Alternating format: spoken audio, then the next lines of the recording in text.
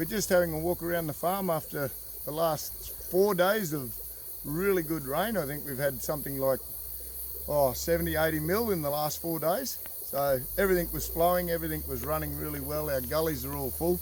We've come down to check out our check dams and leaky weirs that we put in, PCDs, whatever you like to call them. And this is the first one that we put in, a big one up against a couple of trees.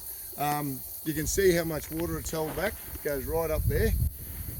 It was up about another 30 centimetres deep on this side when it was in full flow 2 days ago. Now that the rain stopped, it's slowly dispersing off.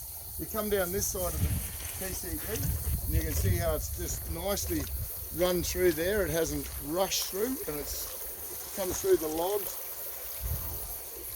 and that. So it's really good. Then we follow the gully down, and this was a little bit on the far side for about 10 metres, and then we get to this pool.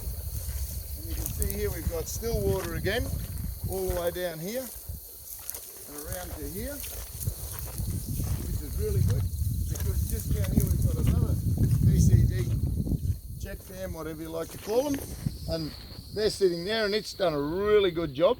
These have worked a treat. We showed people these on our field day about 2 weeks ago, and they hadn't had any water through them at that stage. Now we've had quite a substantial amount of water through them, so it's worked a treat down there. That one's pulled all the water up.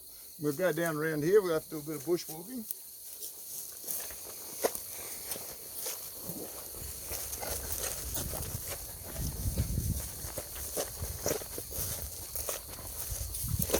And you can see here, by looking down on it, it's held up quite well. There's water squeezing through it, and then it's still again.